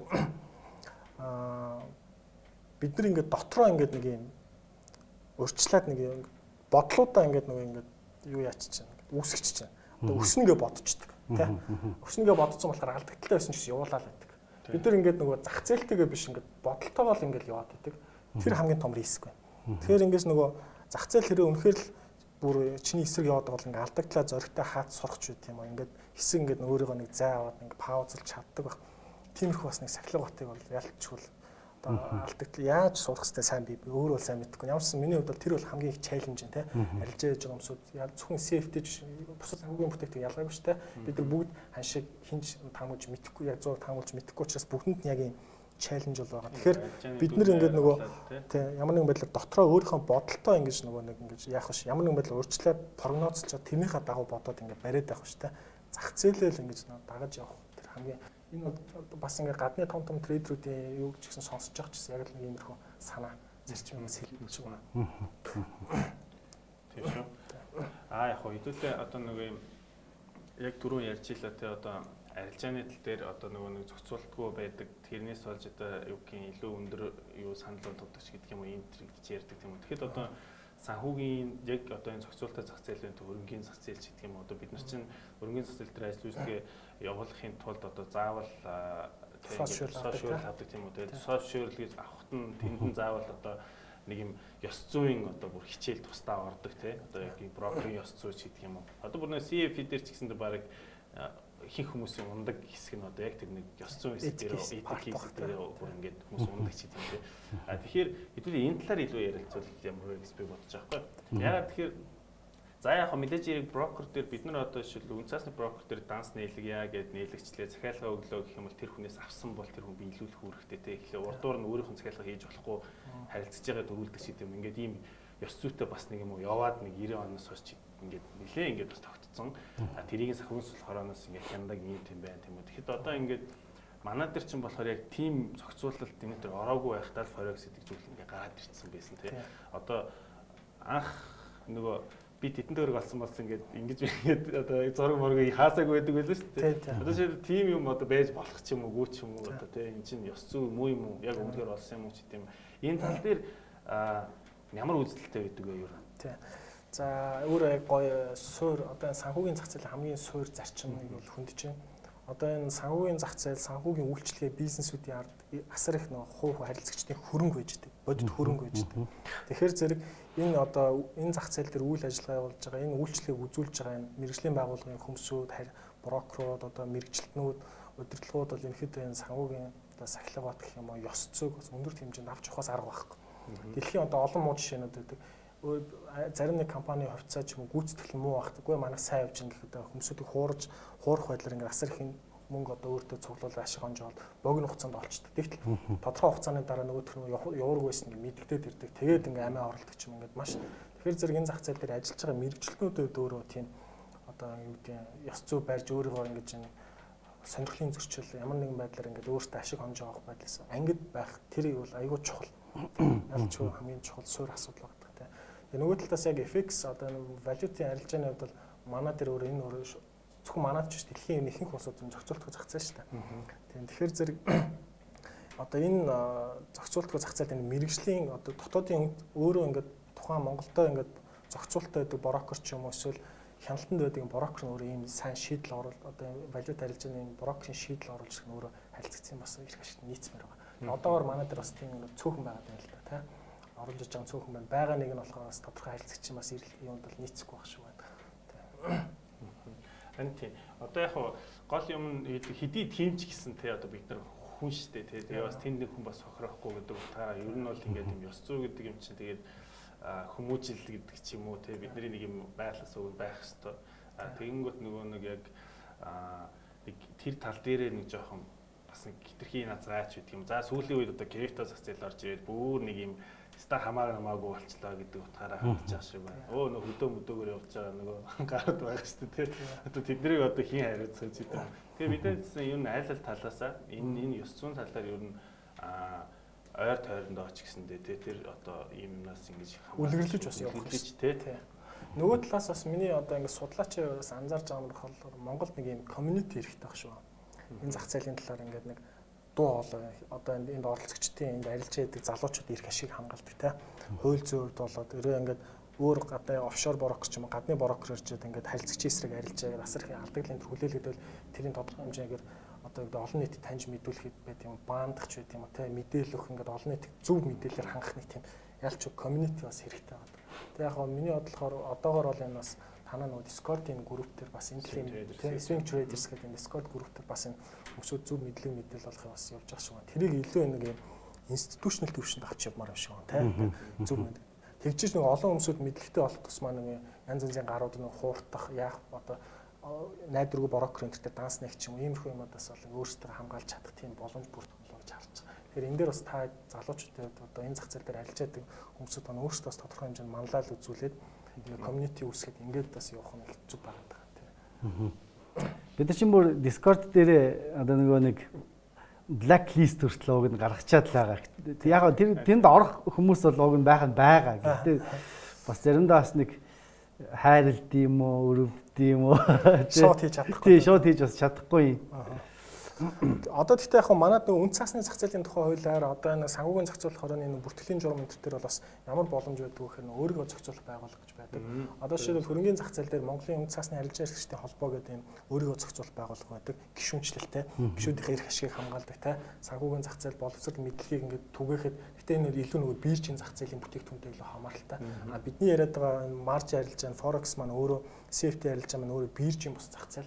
Тэгэхээр яг энэ зах зээл рүү ингээд таргетлсан нэг ийм community миний түрүү ярьсан community үсээд ингээд нэг алжирчдын эрх шиг хамгаалдаг, тэднийг зөв мэдээлэлээр хангадаг ийм болчих юм бол бас манайх нөгөө одоо юу гэх юм ядаж нэг зөв брокероо сонгоо те ингээд за яг ашиг алдах нь бол цэвэр хувийн нөгөө мэдлэг чадвар туршлага юунаас л хамаард ядаж брокероо нэг зөв сонгочдөг те ядаж ингээд нөгөө ерөнхий мэдээлэл зөв авчдаг болчихлоо хэрэгтэй. Нөгөө талаас энэ ч одоо ингэсэн үг шүү дээ. Яг нэг найдвартай брокертай болчих юмсан. Тий. Одоо бид нар зөвлөө үйлчлэгээ өгдөг, дээрээс бид шууд харилцаж чаддаг, тий, гомдлоо мэдүүлж чаддаг нэг иймэрхүү харилцаатай. Найдвартай брокертай. Тий, найдвартай брокер. Хэмжээний үйлчлэгээ үзүүлдэг. Яг үнэ. Тэгээ энэ дээр нэмэт хэлэхэд манайх дээр жишээлбэл ингээд Америкийн ч юм уу том дэлхийн брокерууд яагаад шууд орж ирэхгүй нэхээр Монгол улс өөрөө тэр чигээрээ өндөр эрсдэлтэй орн тооцогддог. Жишээлбэл би Америк дээр ч юм Англи дээр шууд данснаа гэх юм бол надад зарим тохиолдолд авдаг. Надад л Монгол улс ч нөгөө Transparency International олон улсын байгууллага авилгын индекс чинь бараг 100 хэд мэдж явдаг болохоор зүгээр л чи Монгол улсын иргэн байсны хатлаа тэр сайн брокертэй данснах боломжгүй байдаг. Тэгэхээр энэ юм шалтгаанаас Монголд бас тийм сайн брокер байж ирж чадахгүй юм чих юм уу тийм бас байх шиг байна. Зах зээлийн хувьд гэсэн бас нэг сонирхол татахгүй. Тийм зах зээлийн хувьд гэсэн нэг тийм жижиг маркет учраас нэг тийм брокерууд бас яахгүй л тийм. Тэгээ бид өөрсдөө хөгжүүлэх үг хэрэгтэй байгаад байна. Тийм хөгжүүлэх хэрэгтэй. Бас брокерийн компаниуд бас тодорхой хэмжээний effort гаргаад нэг гадны дэлхийн хэмжээний сайн марж ярилж байгаа safety брокер үйлчлэгээ үзүүлдэг энэ брокерын өөрөө оруулаад ирэх юм бол өөрөө бас энэ олон мянган арилж юм чинь бас хэдийгээр өчнөө хүмүүсүүд ингээд нөгөө хохирдог яадаг ч гэсэн бас арилжааж олдог бас олон залуучууд тийм шүү дээ. Тэдний хувьд энэ сайн дэлхийн хэмжээний брокер үйлчлэгээ орж ирээд олон бүтээгдэхүүн үйлчлэгээтэй яг энэ стандарт нийцсэн байх юм бол бас бид нар ч гэсэн аюу бас happy л байх байхгүй. Тэгэхээр бас брокерийн компаниуд ч гэсэн өөр энэ дээр бас юм тодорхой effort гаргах шаардлагатай. Яг гэвэл эндээс брокерийн үйлчлэгээ орж ирэх нь бол тэр орж ирүүлж байгаа байгууллага нөр маш өндөр шаардлага. Олон улсын стандарт compliance-ыг дагж чадах хэрэгтэй, санхүүгийн чадвартай байх хэрэгтэй, хүний нөөц гадаад харилцаа сайн байх хэрэгтэй. Тэгэхээр энэ бүгдийг бас одоогор манад ингэж хангаж чадж байгаа юм байхгүй л байгаа юм л та. За зочдоо сонирхуулахад манад нэг гоё булан байдаг. Манагийн хөдөлж явуулдаг булан байдаг. Энэ булан дээр болохоор одоо сүүлийн үеийн сонин хачин энэ зах зээлтэй холбоотой мэдээллүүдийг хэн постлсан байна. Тэрэн дээр бид нар одоо өөрсдийнхөө үзэл бодлоо ярьдаг нэг булан байгаа. Тэгэхээр манай Маганагийн булан. За бүгдээрээ юу дэлгэсэн анхаарлаа хандуулъя. За эхний слайдыг бүгдээрээ эхний скриншотыг хэдүүлээ бүгдээрээ харцгаая. Мартин Шварц гэдэг хүн ингэж хэлсэн байгаа. Энэ MGL Forex-ийн миний Instagram дээр постлогдсон. Алдагдал хүлээж сурах хэрэгтэй. Мөнгө олоход хамгийн чухал зүйл бол алдагдлаа хяналтаас гаргахгүй байх явдал юм а гэсэн байна. Энэ хүн чи юу юм блэ? Энэ Мартин Шварц гэдэг хүн одоо юуны дэлхийн шилдэг day trader гэж хэлэгдэв юм байл. Best day trader хүн. За маань зочин юу гэж бодож байна? Тийм, түрүүн би нөгөө ярьжсэн нөгөө одоо юун дээр менежментээр ямар одоо мөнгөний менежментээр юу барьдгийг асууж байгаа. Одоо бид нар нөгөө нэг ингээ зах зээл чиний эсрэг зүг рүү яваад тахт нөгөө дотроо нөгөө бодцсон дээшээ явна гэж бодцсон бол тэрийг хүлээгээл ингээл алдагдлаа явуулаад байдаг. Тэгэхээр энэ яг л ерөнхий одоо арилжаа ягээд амжилттай явцсан хүмүүсүүд яг юу нь бол нэг л байгаа даа зарчим санаа хэлэх гэдэг санаатай. Тэгэхээр зэрэг алдагдал ингээд чи зах зээл чинь нөгөө тийшээ олж гарчхаа л гэдэг байгаа байхгүй. Тэгэхээр хүмүүс нөгөө өөрийнхөө бодлороо нөгөө тэрэндээ уягдсан. За одоо унжаага дахиад өсөх болов гэж найдаад явуулаад байдаг. Тэгтэл зах зээл яваад л байдаг. Тэгэхээр зэрэг яг ингээд энэ одоо арилжаачны хэлснээр бол ингээд яах нь бол хамгийн зөв зарчим. Тэгээд энийг бол суулгана гэдэг нь л одоо жинхэнэ тэр хувийн челленж одоо өсөл нэгжлийн гэрээр болох тэр замлал байх л гэж бодож байна. Яг бидний хувьд нөгөө нэг дүрмтэй за 1 юм уу 2% алдагдлаа хүлээнэ ч гэдэг юм ингээд энэс цаашаа бол зүгээр стоп лоссоо тавьчихдаг тий. Энэс цаашаа бол бид харахгүй арилжаа шууд хаана тий. Хаачлаа тэгэнгүүт одоо 100% байлаа гэж 2% бол 98 болно шүү. Тэгэхээр тэрийгээ 100%-аар хувлаа дахиад 1 2-гээ ингээ явахаар энэ мөнгийг бол уг нь дуусгах бол маш л хэцүү болох гэдэг байгаа байхгүй юу? Уг нь бол нэгээр яг энэ дүрмээрээ яваад нэг риск рeward 1-ээс 3-аас дээш ч гэдэг юм ингээ явах юм бол би бол энэ утгаараа хянана гэдэг гэмийг хэлж гэнэ үү гэж харж байна. Тэг гоё үнцэг. Тийм. Би бас ер нь бол хүмүүст одоо ингээл янз бүр зөвлөгөө авах энэ төр гэсэн хүмүүст байнга хэлээд байгаа нэг зүйл байгаад байна юм ихлээр арилжааг бид нар мэдрэмж болон сэтгэл хөдлөлөөр хийдэг юм аа. Арилжааг бид нар яг маркетинг хараад тэрийг яг одоо маркетинг уншаад яг тэр яг цаг дээр нь тий арилжаагаа хийж идэг гэсэн. Өөрөөр хэлбэл энэ дээр бидний мэдрэмж юм уу нэг явчих юм шиг санагдаад байна гэдэг мэдрэмж ороод ирэл фейлд нь эсвэл нэг тийм одоо уурч байд юм уу одоо бид нар угаасаа арилжаа сэтгэл зүйн талаар тий уур шунал энэ тэргээл одоо төвчээртэй байл энэ төр гэдэг байгаа. Эдгээр зүйлүүд ороод ирэх юм бол бас фейлд нь. Тиймээс бас энийг бид нар яг зүгээр харах хэрэгтэй юм болов уу гэж хараад байгаа. За бүгд дараагийнхаа скриншотод анхаарлаа хандуулъя. За энэ болохоор трейдер цэг юм гээд юу юм бэ лээ? Трейдерс имиж үлээ энэ Instagram хуудас гэдэг юм бэлээ. Энэ хуудсан дээр арилжаач хүмүүрийн уншихад зохих номнууд гэсэн ийм хэдэн номнуудыг ямар ч нэг 4 ном гаргаад тавьчихсан юм бэлээ. За уншиж өгөх юм бол за эхний ном нь болохоор Reminiscence of Stock Operator гэсэн байна. За хоёр дахь нь Manias, Panics and Crashes гэж юм тийм ээ. За гурав дахь нь The Intelligent Investor, дөрөв дахь нь Disciplined Trader гэсэн номнууд байна. За энэ номнуудыг уншижсэн үү та хэд? Энэ айгүй хэрэгтэй гоё юунууд байна номнууд. Зүгээр яг энэ дээр нэмээд би нэг point хэлчихэд одоо ингээд нөгөө трейдерүүдийн бичсэн ном ч юм уу тэрнээс илүүтэйгээр арилжаа хийж байгаа, арилжаа хийх гэж байгаа, сонгож байгаа, судлах байгаа хүмүүсд бол яг энэ шинжлэх ухааны одоо сэтгүүлүүдээр гарсан ч юм уу тийм нөгөө эсвэл холбооны нөөцийн банкны одоо төв банкн дээр болон Нью-Йоркийн салбар, Федийн салбар банкн дээр байдаг ажилтнуудын бичсэн нөгөө working paper гэж байдаг. Ажлын нөгөө судалгааны бүтээлүүд байдаг. Тэрийг уншвал маш үнцэнтэй. Яг тэгвэл энэ дэр жинхэнэ бодит зах зээлийн бодит юуны талаар ингээд жишээлбэл нөгөө тэр Федийнхэн бол ингээд салбар тийм санхүүгийн зах зээлийн салбар ингээд судалгаа хийсэн мэт. Тэнд удаа мэдээж валют бол явуулчлаа.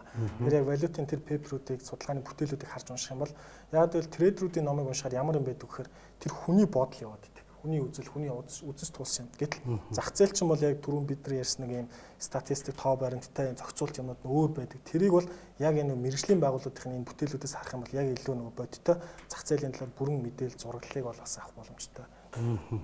Маш гоё мэдээлэл тий. Орч үзэх хэрэгтэй байна. Тийм байна. За дараагийн.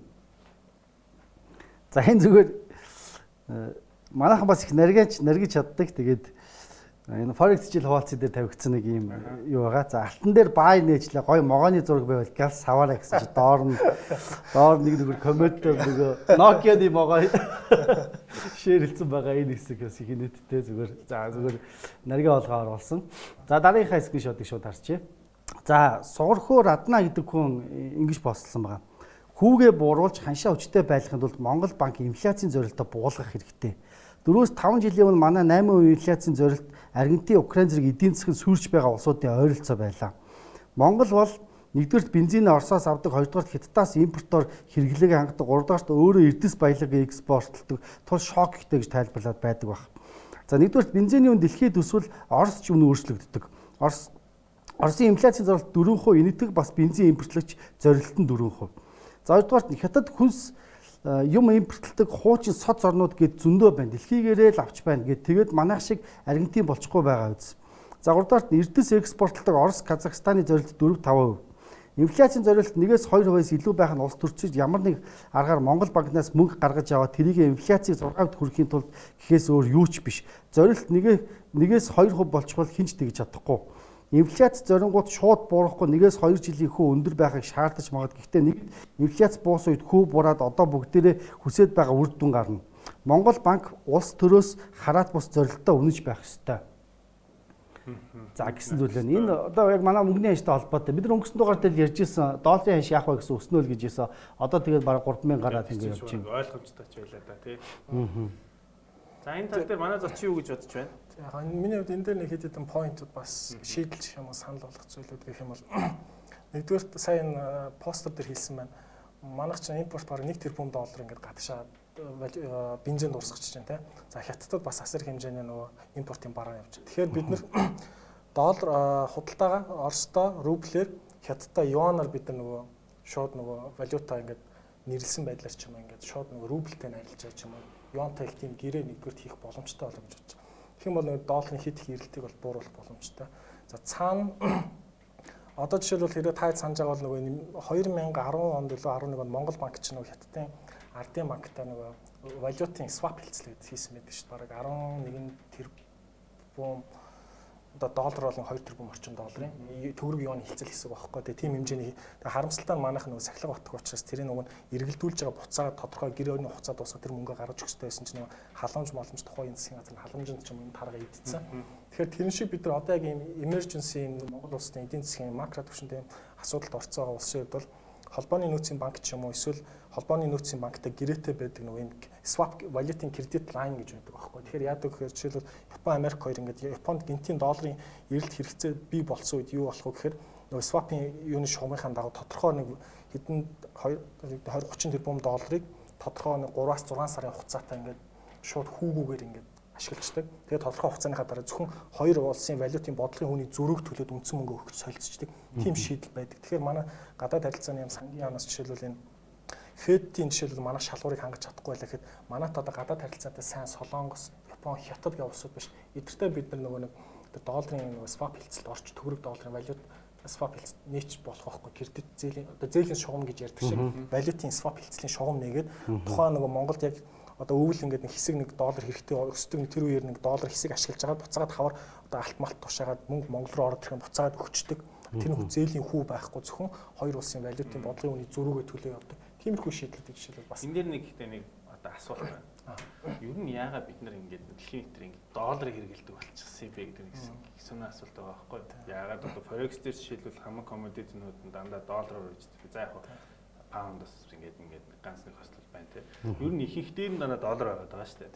Тэгээ долларын индекс гэдэг нэг зүйл байгаа. Тэгээ нөгөө долларын индекс нь нэг тодорхой 6-7 улсын индекс ингээд нийлсэн тэгээд долларын индексээр бүрдүүлдэг шиг тийм доллар юу ямар учиртай ер чинь тэгээ бас манай Монгол ер нь яагаад ингэж ямар доллараар ингэж юм гачаал хүлээ штэ уг нь бол тий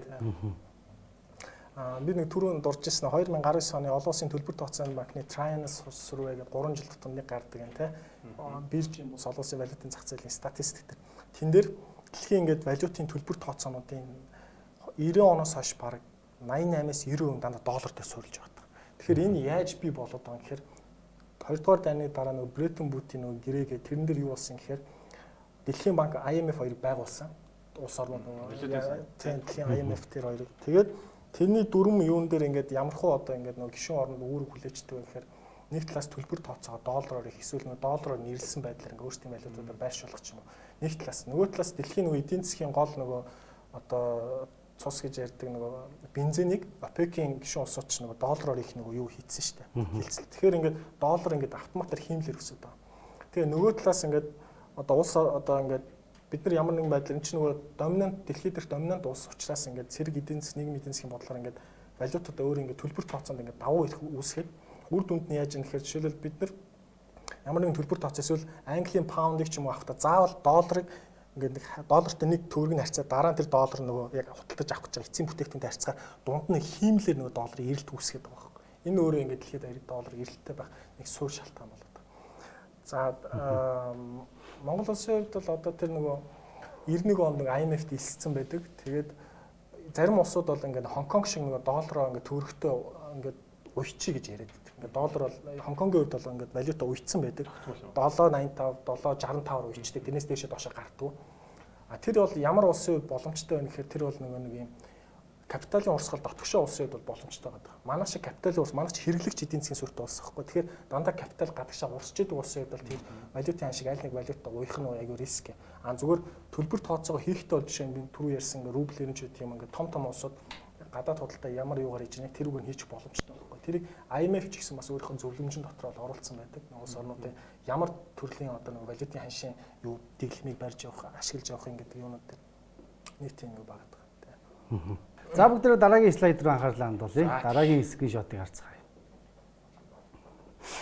За энэ ангар даваас рынгийн хүний 3 сарын 21-нд бичсэн пост нь шуудхан хэлэхэд манай улс эдийн засгийн өсөлт бүхэл эдийн засаггүй улс болсон. Эдийн засаг гэдэг бол товчхондоо үйлдвэрлэлийг хэлдэг. Эдийн засгийг хэмжих нэгжин дотоодын нийт бүтээгдэхүүн шүү дээ. Бүтээгдэхүүнийг үйлдвэрлэл бий болгодог. Манай улсад үйлдвэрлэл байхгүй. Тэгэхээр эдийн засаг байхгүй гэсэн үг. Өнөөдрийн Монгол улсын эдийн засгийг цөөн үгээр тоомлон хэлбэл газрын баялгаа зарж зарсан мөнгөөрөө гадаадаас хэрэглээгээ худалдаж авдаг улс юм. Ийм улсын эдийн засаг ирээдүйд тодорхой ердөөл сүрэл ямар ч гарц байхгүй гэж нэлээд ширүүхэн шөмжилсэн байгаа даа. За зүгээр санал хэлж гэнэ үгүй юу? Тэгэл одоо тийш тийм л юм ч байна. Жишээлбэл дэлхийн хамгийн одоо хүчрэг валют Англи улс байна л да. Паунд, Английн паунд. Англи бол ерөөсөө баг гадаад худалдааны 90% нь ерөөсөө экспорт байдаг. Өөрөөсөө бүх юм үйлдвэрлээд ингээд гадагш гаргацдаг. Тийм болохоор яаж нэхэр үйлдвэрлэж байгаа дотоодын нийт бүтээгдэхүүн болоо капитал ингээд улс дотроо эргээд дахаар үндэсний мөнгө нэмэлт маш хүчтэй байгаа байхгүй. Тэгэхээр одоо манай дээр уг нь ингээд төрийн өмч хөрөнгө нөгөө бараа ажиллуулж Монгол улсын хамгийн том худалдаа авч төр байхгүй. Төсвийн зарцуулах гэдэг асар том мөнгө татаж авч ингэж яадаг штэ төсөөс цуглуулаа буцаагаад тараадаг нөгөө бүтээн байгуулалт барилга байшин имлэг сургууль гэж барьдаг. Тэр шиг бид нар тэднийгээ ингээд тэрний бүтээгдэхүүнийг дотооддоо ингээд авах хэрэгтэй. Тэгэхгүй болохоор одоогийн нөгөө тогтолцоогоор ч нөгөө нам одоо нөгөө тендер мендрээс чинь дандаа шахааны юмнууд орж ирээ төрийн өмчт компаниуд чинь худалдаагаар тийм одоо Эрдэнэт мэрдэнэт дандаа шахааны юм авчихаар импорт юм авахаар дотоодын үйлдвэрлэлөөсөө босч чаддаг. Тэгэхээр нөгөө талаас засгийн газар маань үйлдвэрлэх бодлого дээр бас ингээд нэг юм цогцоор нь ингэж явахгүй бол ингээд хэрэглэгч л уус байгаадах юм бол тэгэл тэр одоо тэгэл мөнхөд юм валютын ханшийн уналтанд байнга байна гэсэн үг байхгүй. Үйлдвэрлэж болохоос нааш яахгүй гэсэн. Энэ тал дээр яг би болохоор тэгж боддог юм. Манайх нөгөө нэгэн тал ингээд юм хоёр том улсын голд байгаа гэдэг утгаар талаад гарцгүй гэдэг утгаар бидний талаад гарах ганц юм бол магадгүй энэ техник технологи тэ IT-ийн салбар юм болов уу гэж үгнийг хардгийн. Тэгээд энэ рүүгээ манайхаас нэлээд явж гин. Одоо яг миний би ч КТМ-ийн төгсөгч байхгүй. Тэгэхээр манай яг төгсөлтийн үеийн программистууд баг бүгд Америкт байна да. Бүгд гараа авцсан байна. Тийм. Одоо тэгтээ тэд нар чинь мэдээж хэрэг тэгээд жинхэнэ утгаараа ноу хавыг нь тээж ирээд тэгээд 10 хэдэн жилийн туршлагаасаа ирээд одоо Монгол улсаа хөгжүүлэх баха. Тэгээ эхнээсээ илүү хүмүүс зөндөө ирж байгаа шүү дээ. Харин ирээсээ гэдэг ирсэн мөгөө мэдэхгүй байна. Тийм за. Нөгөө талаас бас бид нар боловсролын системд бас ингээд суурь өөрчлөлт хийгээд 10 жилийн ерөнхий боловсролын сургуульд хүүхдүүдэд нөгөө энэ кодинг, алгоритмик хичээлүүд оруулж эхэлмээр байна. Одоо бүр Австралич болоо Европын зарим улсууд бүр химэл оюуханы хичээлийг дунд сургуулийн хүүхдүүдэд ингээд хийгээ явж байгаа бүр кейсүүд байгаа байхгүй. Маш амжилттай явж байгаа хүүхдүүд ингээд. Тэгэхээр тэр шиг бид нар одоо ирээдүйдээ бэлдэх хэрэгтэй шүү дээ. Хоёр хил одоо дахиад өвчин зовлон гарахгүй их баталгаа байхгүй шүү дээ. Одоо улам нэмэгдээд байна. Тэгэхээр хил хаалттай байна. Тэр үед монголчууд яаж мөнгө олж амьдрах юм? Тэндээ улсын төр гэж байдаг бол бодлого гэж байдаг бол тэр шиг төвлөрөх хэрэгтэй байхгүй. Тэндээ төвлөр. Тийм болохоор боловсролтой ингэж хөрөнгө оруулж тэр алгоритмын тэр хичээл юмнууд орж явах хэрэгтэй. Тэр бага ангийнхын тул ихтэй бас нэг оролдлогууд явж байгаа шүү дээ. Нэстактэм, нөгөө кодинг, кил кодерс гэдэг хувийн юу дотор хувийн одоо тэр улсыг хүлээж явах тэгээ хувьяц явж ядаж тэгээ явж байгаа. Технологи ер нь бол тийм биш үү. За дараагийн. За тэгээд дараагийн скриншотыг дүүл харъя.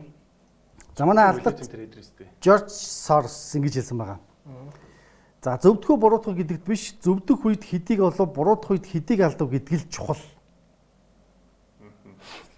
Эрсдлийн менежментийн тухай ярьж байна л да, тийм ээ. Тэгэхээр ер нь бол ингээд алдартай одоо энэ арилжаа хийдэг ч юм уу ингээл том хүмүүсийн одоо хилээд байгаа зүйлүүд нь бүгдээ л яг эрсдлийн менежмент, мөнгөний менежментийг хэр сайн барих хэрэгтэй, тэр хүмүүс амжилтанд хүрдгээл гэдэг ер нь бол санаануудыг ер нь янз бүрийн байдлаар хилээд их шиг байгаа даа. Ер нь өөр өөртөөхөө нэг харсан үзгөөс тийм. Саац санаа нь бол нэг. Тийм, санаа нь бол нэг. Дөрөв хоёртой дар магч илүү тийм мөнгө өгдөг үстэй. Тийм. Тэгэхээр санаа нь бол нэг байгаад байгаа. Тэгэхээр ерөнхийдөө бол та ямар ч арилжаа хийдэг байсан гэсэн эрсдлийнхаа менежментийг маш сайн барь, мөнгөний менежментийг сайн барь, дөрмөө маш сайн гаргах. Гэхдээ бас сайн судал тий. За тэгээд дараагийнхаа нэг хоёр скриншотыг харъя. Энэ Platin Coin гэдэг нэг зүйл алж ийн. За ялангуяа хөвсгөлд бол бүр өстө нэрээ бүр алж байгаа. Хойм нутгийн 100 олон минь сайн байна уу? Санхүүгийн эрхчлөөнд хүрэхийн тулд дэлхийд тэргүүлэх захин мөнгнөөс хүүгийн ашиг олох боломжтой олон улсад хүлээн зөвшөөрөгдсөн Platin Coin компани Монгол дахь албан ёсны офис хөвсгөл аймаг мөрөнд ирсэн байгаа шүү. За бараанцхи за энэ хаяг нь яах вэ ингээд PS өлтийн уу жилд заяа хамгийн настай 715% хүү сард 58% хүү өгөх coin юм аа. Найдвартай шуурхай ажилланаа. За мэдээлэл өгнө, техникийн ажил хийж өгнө. Биш арилжаа хэрэг байгаа юм уу? Ерөөс энийг авчих. Энийг авчих болоо юм шүү барай. За дараагийнх нь энэтэй бас холбоотой. Энэ бас яг саний үетэй слайдтай холбоотой. Бас нэг хөвсгөлд тавигдсан, хөвсгөлийн бас нэг групптэй тавигдсан зар юм билээ. За энэ байна. За ингэж байгаа. За PS Ultima хөвсгөл гэдэг нэрээр бас хөвсгөлийн нэгдсэн зар гэдэг групп төр тавьсан байгаа даа. За Герман улсдаа 6 төрлийн татвар төлдөг. 5 дахь жилдээ үйл ажиллагаа тасралтгүй явуулж байгаа Apple, Samsung зэрэг компаниуд, за технологийн дэмждэг Alibaba, Taobao, Amazon зэрэг худалдааны сүлжээ компаниуд хамтран ажиллах гэрээтэй Platin Coin-ыг танд санал болгож байна. Ханшийн уналтгүй байнгын өсөлттэй тул эрсдлээс айх зүйлгүй. Санхүүгийн эрхчлөөнд хүрэхэд чинь тусалъя. Биш nice гэсэн яана авчих үү. Буруу ойлгочихсон. За ерөнхийдөө энэ Platin Coin чи өөрөө яг нөгөө Ponzi схемээр явагдаад байгаа тийм ээ. Яг нөгөө талаас харах юм бол яг сүлжээ байгаа даа шүү дээ. Тэгээд ихэнд орсон хүмүүсээ ашгаа аваад гараад ижиж магадгүй. Гэхдээ ер нь яваа төлөй хэцүү байгаа даа. Хөрөнгө оруулсан бол тэр хөрөнгө чинь шууд түгжигдэж байгаа. Хизээч койно гаргаж зарж чадахгүй. Тэр нь шууд түгжигддэг. Эргүүлээ зараад гарах боломж байхгүй. Тэг гарах тэндээс амьд гарах ганцхан боломж байгаа. Энэ дараагийн үнэ оруулж. Дараагийн үнэ мөнгө гаргаж авна шүү. Дараагийн үнэ оруулаад тэр хүний оруулсан мөнгнөөс нь зүгээр ашиг хүртэж байгаа байхгүй юу? Тэрнээс тэр хүн зараад байгаа юм биш. Ямар Канада гардаг үлээ. Маргааш зах зээл унах чи наадах ээждээ чамаагүй зар гэдэг нэг дарга нь тэгээд чи. Тэгэхээр энэ яагаад ингэж газар аваад ингэж харсан чи ингэж илээ. Би 2 сая төгрөг авцсан байх юм бол би мөнгө гаргаж авахын тулд заавал тоож зарна. Тиймээс хүний ам дамжиж явах дөр амар хүчрхэг байгаа олон хүч ороод тэгэд хүмүүс итгэлийг төрүүлээд ингэж нэлээ хүчтэй яваад байгаа. Гэхдээ за white paper байхгүй, яг ажилдаг үндсэн сайт гэж байхгүй. Тэгээд энэ Amazon Enter гэдэг бүгд ерөөхдөө тийм маш бага хүн дагдаг. Яг энэ дэр нэг жоохон нөгөө юм яг ийм байна гэдгийг л ярьчихгүй болохоор бас хамаагүй шууд ингэж болохгүй бах тий.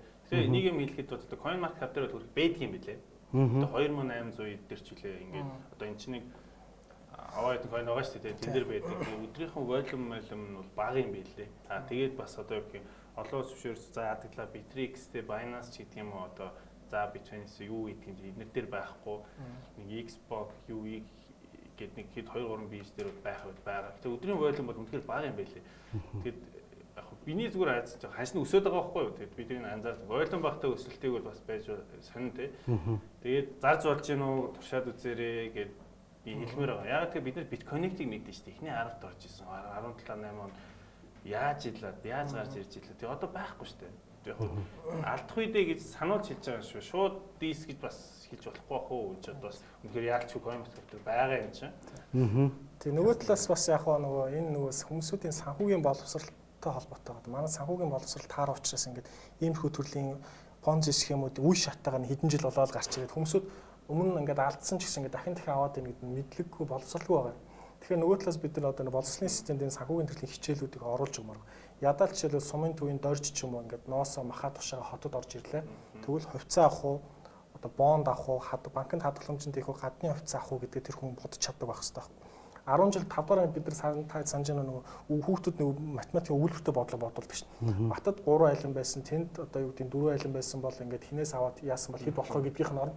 Батад 5% хувьцаа, 5% апогийн 5% хувьцаа, сүүгийн 3% хувьцаа байсан. За бодлогын үн хэд байсан бол одоо юу өгөөж нь хэд болох вэ ч гэдэг юм. Тийм бодлогуудыг ингээд 10 жилд нь оруулах юм бол одоо бид чинь капиталист нийгэмд амьдарч капитализмын бодлогочлыг олох хэрэгтэй байна. Тэгэхээр энэ манад үнэхээр хаягдчихдаг. Яг бас нэг өдөр орно төрийн яваад байгаа хаягдтай тийм. Тийм. Бүр юу болохоор. Дандаа тийм хүмүүсээр явж байгаа. За амтлаасан зүгээр сэрэмжлүүлэг. Тэгээ та бүхэн угаасаа авж байгаа мөнгө чинь таны мөнгө алдвал таарвал мөнгө алдж байгаа. Тэгэхээр ашигчиж таних учраас тэгээ та өөрөө шийдвэр гаргахтай гэхдээ миний зүгээс бол би амтлаа сэрэмжлүүлж чинь ерөөхдөө болгоомжтойгоор маш сайн судлаарай. Тэгэхээр ямар нэг coin авах гэж байгаа бол маш сайн судлаарай. Ямар зүйл байж иж эн чинь coin байдгийг те крипто зах зээл дээр арилжаалагдгийг гэдэг юм ингээд маш олон мэдээллүүдийг авч иж хөрөнгө оруулаарай. За ямар ч энэ болон дуусчих. Гэтэ би энэ болгоны дараа бид Forex-ийн тухай ярьж байгаа учраас би бас нэг одоо яг бид нар яг энэ зах зээлийн тухай ярьсан учраас бас энэ зах зээл гэсэн скамууд байна. Тэгэл байх тийм. Тэгэхээр эндээс бид нар бас нэг жоохон сэрвэлүүлэх юм уу бас ярих одоо нэг яг нэвтрүүлгийн төсөлд бас нэг зарим нэг зүйлүүдийг ярьчмаар байна л да зүгээр яг тий скамууд байгаад байна. Эсвэл зүгээр ингээд зүгээр л хичээл зардаг хүмүүс байдаг ч юм уу гэх мэт ингээд янз бүрийн хүмүүс байгаад байна. Одоо ер нь энэ талаар юу гэж боддог вэ? Тийм. За одоо би чинь түрүү нэг нэвтрүүлгийн ихэнд бас хэлсэн шүү дээ хэдүүлээ чинь би ч одоо жишээл 2010 оноос энэ зах зээл дээр байсан. Тэгэл одоо бараг 10 хэдэн жил бас болцсон байна. Гэтэл би 10 онд байхдаа ч гэсэн янз бүрийн өмнө түүхүүдээс сонсч илсэн. Тэгээ ерөнхийдөө ингээд сонсож байхдаа ерөнхийдөө нэг гэгээтэй түүх байдгүй. Дандаа л хүн амтны мөнгийг аваад алга болчлаа. Эсвэл нэг нөхөр орж ирэл баахан амтнаас мөнгөний аваад алдуулаад баахан л хохирогчтой үлддэг. Ер нь гэгээтэй түүх байхгүй. Тэгэхээр зэрэг энэс сэргийлэх ингээд одоо юу бол нэгдүгээр тань санхүүгийн боловсролын дэвшлүүлэх нь хоёрдугаар түрүүн бидний ярьсан community үсгэж олон нийтийг энэ төрлийн мэдлэг мэдээлэлтэй болох юм бол ядаж нөгөө нэг зөв сонголтоо их ч гэдэг юм уу ядаж энэ понзи схемийг хохирогч болохгүй байх эсвэл scam брокерыг хохирогч болохгүй байх тэр юм дэвшлэн. Тэгэхээр энэ тал дээр л бас бид нар бас ажиллах хэрэгтэй байна. Яагаад гэвэл нөгөө энэ зах зээл чинь аюу төвхтэй санхүүгийн зах зээл чинь жишээлбэл ангаах гэж жишээл та бодохгүй ангаахын зах зээлд ангаахын мэрэгч нэгдүгээр курсын оюутныг мис засал хийгээд баг жиг оруулчихвол чинь тэр хүний амийг аваа хийчихсэн шүү дээ. Энэтэй адилхан санхүүгийн зах зээл дээр чи дөнгөж 1 жилийн боловсралтай байж ингээд арилжаа хий гэдэг нь эсвэл хэдхэн шугам зураг зурчаад одоо техник шинжилгээ ч юм уу зурчаад арилжаа хий гэдэг нь нөгөө талаас чи яг л нэг мис заслын нэгдүгээр курсын оюутан мис заслын утгаараа хохирогч нь хэн байх вэ гэхээр эмнэлгийн тохиолдолд бол хүн байсан бол чиний тохиолдолд чиний даасан мөнгө авах юм. Тэгээд өөр хүнээс авах юм бол өөр хүний хөрөч. Тэг өөр хүний хөрөчтэй. Аваад яваа те. Яг тийм энэ яг би бас 10 хэдэн жилээс бас яг ингэ сонирхож байгаа 11 оноос эхлээд үечлэлтэй нэг гарч ирдэг. Тод томрон гарч ирдэг. Тэг яг нөгөө манаас нөгөө интернет байдаг болсон, YouTube байдаг болсон, инфлюенсеруудыг яадгийг одоо мэддэг учраас ч гэх юм янз янзын гой аргуудаар гой маркетингийн юмнуудаар ингэж гарч ирээд алга болсон тургууд аюул байгаад байгаа байхгүй. Тэгэхээр бид нар нөгөө түүхийг бас жоохон ярьж өгч явах юм бол шинэ хүмүүс уг нь яг хуулбарлаад байгаа байхгүй. Одоо тэр G-Time Lead байсан те OneCoin ч юм уу ингээд яг адилхан системээр хүмүүс гарч ирээд тахад танихгүй байгаа байхгүй. Зүгээр нэрээс олж орж ирээд тахад тэгэхээр бид түүхийн жоохон ярьж өгч юм шиг санагдаад. Үе ингээд тэр чинь нөгөө яа тэр нь юунд хэрэгтэй гэхээр түрүү миний ярьдаг юм community-га тогтмол мэдээлэл өгч явах нь тэр мэдээлэл банк хууч нэг алдаа юмнуудын банк сануулж авах болохоор ядаж нөгөө те алдагчдын тоо арай цөөхөн байх байхгүй. Тэгж чадчих.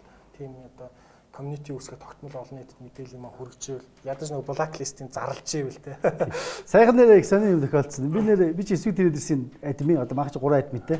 Эхмээ төрөө бид 3 байгаа. Тэгсэн чи гадаад нөхөр одоо трейдер эхмээг л мэдээд ах шиг байна. Эхмээг л мэдээд ах шиг байна. Тэгээд эсвэг трейдерс гэдэг Discord нээчээд над руу найз уулзалт явуулахгүй юу? Би гайхаа манайхан хин юм юм шүү дээ гэлтгсэн чи над руу найз уулзалт явуул Discord найз уулзалт явуулаа би авлаа. Тэгсэн чи шууд өөдөөс сайн уу манай Discord тавтай морил гэж тэгдэг аахгүй. Тэгэхээр би гайхаад ямар Discord гэсэн чи Swig Traders Discord гэж тэгж чинь.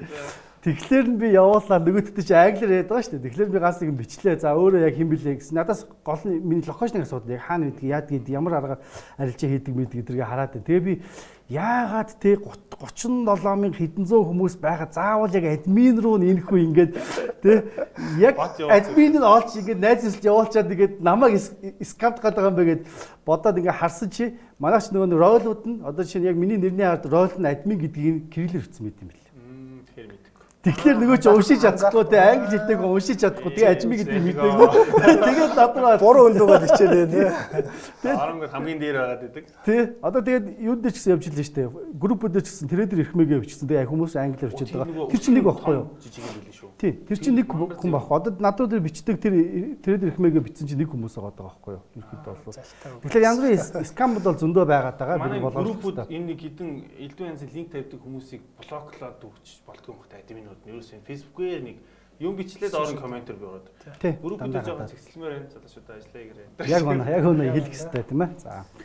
За тэгээд өнөөдөр бас бидний урилгыг аваад тэг манай нэвтрүүлэг хүрэлцэн ирээд маш үнцэнтэй мэдээллүүдийг яг энэ Forex-ийн зах зээлийн талаарх маш үнцэнтэй мэдээллүүдийг өгсөнд баярлалаа. Тийм. Үнэхээр баярлалаа. Бас хүмүүст бас их таалагдсан баг. Бас нэрээ нэг одоо даварчий гэдэг шиг тийм маа нөгөө swing traders дээр open mic гэж болдог. Илүү одоо юу гэх юм сонирхсан асуулт байх юм л хэдүүлээ нэг онлайнаар нэг уулзаад бас нэг яриаггүй юм байгаа бах. Тэгээ нөгөө манай хэд ч өөртөө орж иж асуулт асуудаг. Бас нэг ийм нэг болон байдгийн. Тэндээ юу ч гэсэн урчи. Нөгөө гараараа богоо яриад гэдэг шиг. За тэгээ арилжаанд дамжуулсан тийм ээ. За баярлалаа. За ингээд MM Talk өнөөдрийн дугаар дуслаа. Та бүхэн баярлалаа.